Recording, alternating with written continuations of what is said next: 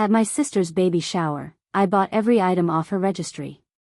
When she opened the gifts, she held up the ones from our cousin and said, "Now this is what love looks like," skipping over mine entirely. When I pulled her aside later, she rolled her eyes and said, "You're just bitter you don't have a life of your own." I left before dessert. A year later, she was crying on my porch after that same cousin robbed her blind. I'm 36, no kids, never married. I live in Boise, Idaho, and I've worked in billing at the same health clinic for almost 11 years now. My life's quiet. I go to work, I come home, I read, I watch TV. I'm not flashy. I've never been good at being the center of attention, and I'm okay with that. My younger sister, Marissa, is the opposite. She's 29, married to a guy she met in college. They got pregnant about a year and a half ago, and since then, she's been full-blown obsessed with being that mom. Maternity photos at sunrise, Pinterest-inspired nursery, and every moment of her pregnancy turned into an Instagram reel. That's fine. It's her life. I didn't judge. I liked her posts, commented hearts, even sent her flowers after her 20-week scan. She decided to throw a big baby shower hosted at our aunt's place in Meridian. It was a full setup, balloon arches, catered sandwiches, mason jars with mocktails, all pink and gold because she was having a girl. I drove over early to help set up. I hung decorations. I arranged the diaper raffle table. I tried to be useful. A week before the shower, Marissa sent out her registry link. It was one of those online ones that pulled from Target, Amazon, and some high-end baby store I'd never heard of. 31 items in total. I bought every single one. I'm not saying that to brag. I just wanted to make her feel special. I figured, this is her first kid, and things are tight for her and her husband. I don't have a family to support, and I had a small bonus from work, so I thought why not? I wanted her to know she was supported. I didn't even put my name on most of the items. I thought she'd figure it out once she saw how much came from the same person. The day of the shower, I sat near the back of the room while she opened gifts. First few were cute little outfits, and people clapped and laughed. Then came the stuff I bought, boxes and boxes. She tore through them quickly, not once stopping to look for a card or say where anything came from. Then she got to a gift from our cousin Heather. It was some custom onesies that said, "Little Miss Sunshine," and a "Mommy's Girl," plus a homemade diaper cake with bows and ribbons. Marissa held it up like it was gold. She smiled so wide and said, "Now this is what love looks like." The whole room lit up. People nodded, a few ahs went around. Heather smirked from the corner of the couch. I sat there frozen. She didn't say a word about the breast pump I bought. Or the bassinet. Or the diaper warmer. Nothing about the $800 worth of stuff she'd registered for that showed up on her porch the day before. After the gifts, I helped carry boxes to her car. She barely spoke to me. Didn't even say thank you. It felt like I was invisible. I tried to brush it off. Maybe she was overwhelmed. But when I got a moment alone with her near the hallway, I asked quietly, "Did you know most of those gifts were from me?" She didn't hesitate. She rolled her eyes and said, "You're just bitter you don't have a life of your own." Like that. Just flat out. No hesitation. No concern about how it landed. It hit me so hard I couldn't even speak. She turned and walked back into the living room like nothing happened. I grabbed my purse, slipped out the back door, and drove home before they even brought out the cupcakes. That drive home was one of the loneliest drives of my life. Not because of what she said, but because I realized she didn't care. Not really. To her, I was just the single older sister who didn't get it. I stayed quiet after that. Didn't reach out. Didn't like her baby posts. Didn't visit after she gave birth. I stayed out of the way. And nobody really noticed. Now fast forward a year. It was a Friday night in March. I was in sweatpants, watching old Law and Order reruns, and heating up some leftover chicken stir-fry when I heard someone pounding on my door. Not knocking, pounding. It was almost 9:30. I opened it, and there she was, Marissa. She looked like a mess. No makeup. Hair greasy and tied in a sloppy bun. She had her baby in one arm, a diaper bag slipping off her shoulder. Her eyes were red like she'd been crying for hours. "Can I come in?" she asked, already stepping inside. I moved aside. She sank onto my couch and started crying so hard I thought she might throw up.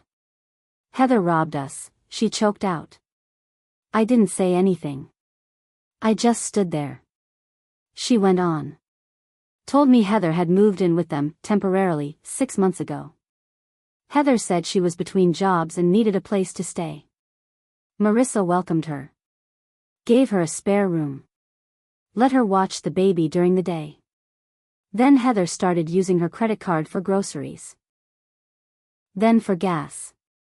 Then it was a few hundred here and there. Then jewelry went missing. Then electronics. Her husband found Heather's name on pawn slips. The last straw was when Heather took off one morning while Marissa was at work, cleaned out their emergency cash envelope, and stole their daughter's tablet and baby monitor. Gone. I listened while she cried and cried. Said her husband was furious. They were fighting. He blamed her for letting Heather in. She didn't know where else to go.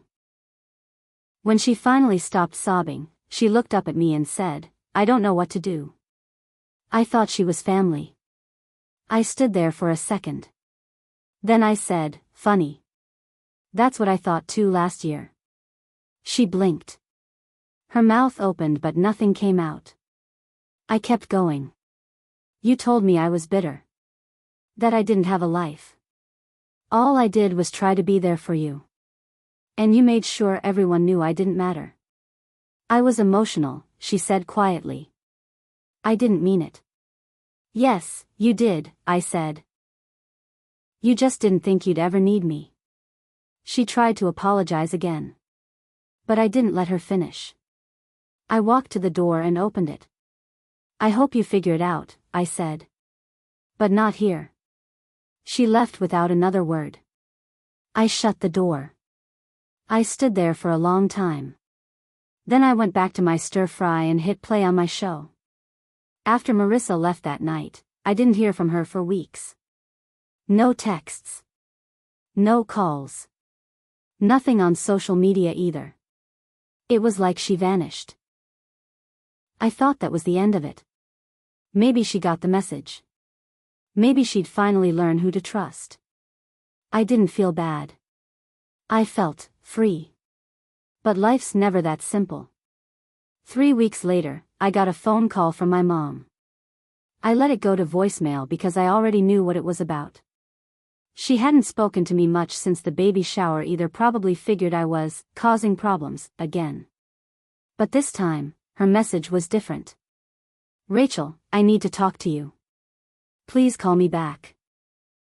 It's about your sister." I waited a few hours before calling her back. She sounded nervous. "She's staying with me now," my mom said. "Things are bad. Heather's gone, and now Brandon's talking about divorce." Brandon was Marissa's husband. "She came to me asking if I could help cover some of her debt," my mom continued. "But I can't afford that kind of money. I told her to ask you. You're better with money than any of us." There it was. I didn't even have to guess where this was going. "You want me to give her money?" I asked. My mom paused. "Not give. Just help her get through this." I almost laughed. "Like I helped her at the shower?" Silence. "She's your sister," my mom finally said. "You need to forgive her. She said I didn't have a life.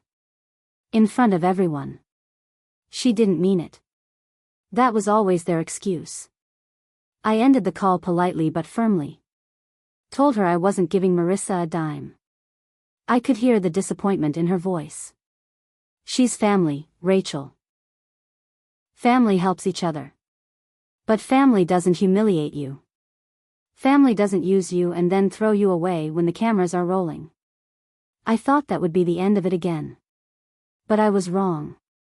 Again. A few days later, I came home to find something odd on my porch. A folded note in a sandwich bag, taped to my door. It said, "You're heartless. Don't forget who was there when you had your breakdown in 2019. Don't act like you're better than the rest of us. You're not." No signature. But I knew the handwriting. Heather. I hadn't spoken to Heather in over a year. I had no idea she even knew about the falling out. I definitely didn't expect her to show up at my house. I checked my cameras, sure enough, there she was, middle of the night, walking up to my porch like she owned the place. Hoodie, jeans, no shame. I filed a report with the police, just in case. They couldn't do much without a direct threat, but I wanted a record of it. I sent a copy of the note to Marissa with a short message, "This is who you defended." She replied a few hours later, "I didn't ask her to do that. She's out of control. Please don't shut me out." I didn't answer. But I kept wondering, why would Heather come after me?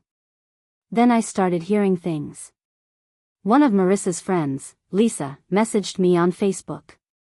We weren't close, but we'd met at the baby shower. She wrote, "I don't know if you care, but Heather's been telling people you turned Marissa away when she had nowhere to go. She's saying you're cold and jealous and that you're trying to punish her for having a baby." Jealous. That word again. They really didn't get it. They thought I was upset because I was single and childless. Like my pain wasn't real unless I fit into their version of failure. Lisa continued, "She also said Marissa told her you had savings. That you could easily afford to help but just didn't want to." I sat there reading those messages over and over. They were twisting the story to make me the villain. And people were believing it. I didn't reply to Lisa right away. I didn't trust anyone at that point. But I did start making a plan.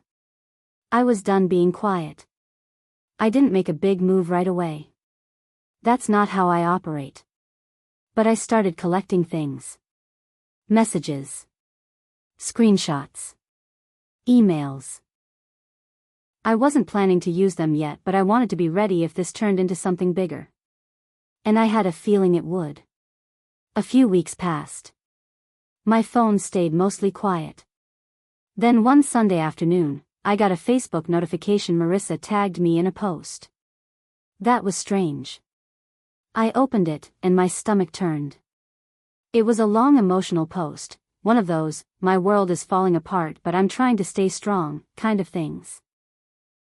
There was a picture of her and her daughter, sitting on my mom's back porch. The caption said, "Even when people turn their backs on you, even family, you find strength for your child. I've learned not everyone who shares your blood has your back. But I will rise. For her." Dozens of comments. All supportive. You don't need toxic people. Some people just hate to see others happy. She's jealous, sweetie. You're doing amazing. One of them from Heather, of course, always knew she was fake. Glad you see it now. And then I saw it. My mom had commented too. "We love you and we know who the real ones are." That one hit the hardest. I didn't comment. I didn't message anyone. I just made a decision. I took screenshots of everything: Heather's note, Lisa's messages, the registry receipts from the baby shower, the video clip of Marissa ignoring my gifts. My cousin had filmed the whole thing and posted it back then, and I put it all together into a single email. The subject line was, "Before you judge me, read this." I sent it to everyone: my mom, the aunts, even Marissa. In the email, I told the full story. I laid it out from start to finish. What I bought. What she said. How she humiliated me. How she begged for help after Heather stole from her. How I kept quiet while they dragged my name through the dirt. I didn't ask for anything. I didn't threaten anyone. I just told the truth. Then I logged off for a while. It took 2 days before the responses started rolling in. Aunt Susan, I had no idea. I'm sorry. Cousin Nate, she said you never helped her. This is messed up. Even my mom sent a message. I didn't know the whole story. I should have asked. I'm sorry, Rachel. But the one that really stood out was from Marissa. She didn't email me back. She called. I didn't answer. She left a voicemail. Rachel. I don't know what to say. I messed up. You didn't deserve any of this. I was scared and angry and I lashed out at the wrong person. Please. Please call me back. But the thing is, there was something else going on too. Something she hadn't told anyone yet. Because Heather hadn't just stolen money. She'd stolen identities. And Marissa had just found out she was in way deeper than she thought. A week passed after I sent that email. People stopped tagging me in passive-aggressive posts. A few even apologized. But I kept my distance. I wasn't ready to forgive, not yet. Then, on a gray Wednesday afternoon, I got a call from an unknown number. I ignored it. Then a second call came in. Same number. I answered. Hello? Is this Rachel Hart? The voice asked. Yes. This is Detective Moreno with Boise PD. I'm calling about an identity theft case. Your sister Marissa gave us your name. She said you might have information about a woman named Heather Parks. My heart dropped. I met with the detective later that week. He was polite, professional. He showed me a folder full of paperwork, bank fraud, credit card scams, even a fake unemployment claim under Marissa's husband's name. Heather had been doing this for years. She used Marissa's address to open accounts, buy items online, rack up debt. And she wasn't just robbing family. There were at least 3 other victims in Idaho and 1 in Oregon. They were building a case, and they needed testimony. I gave them everything. I had Heather's note, screenshots, even old group messages where she talked about borrowing things. I told them how she showed up on my porch in the middle of the night. Marissa testified too. And when she did, everything came out. She admitted under oath that she had covered for Heather in the beginning. Lied to her husband. Lied to her friends. Tried to handle it quietly because she didn't want people to know how stupid she'd been. Her words, not mine. She also admitted that she had said awful things about me publicly, privately. She said she was ashamed of how she treated me. That she used me as a punching bag because I was the only one who never fought back. But this time, I fought back. The case took months. Heather was finally arrested in Spokane while trying to use a fake ID at a pawn shop. Her bail was denied. She had priors. And now, with everything we gave the detectives, she was looking at serious time. After that, things got quiet again. Until one day, Marissa showed up on my doorstep. No baby. No drama. Just her, in a hoodie, hands in her pockets. I need to say this to your face, she said. You were the only one who never tried to use me. You were kind when I didn't deserve it. And I treated you like trash. I didn't say anything. I lost everything, she continued. Brandon left. Took the baby. I'm in debt.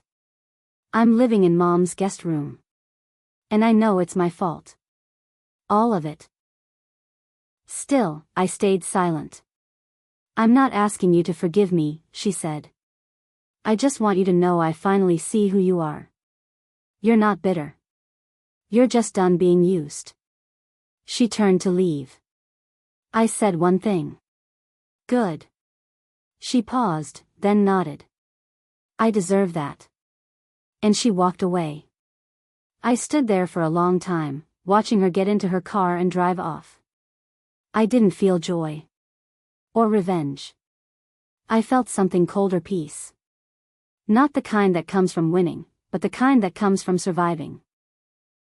From knowing that I was done begging for respect. From family, from anyone. She made her choices. So did I. And when it all fell apart, she finally saw me. But it was far too late.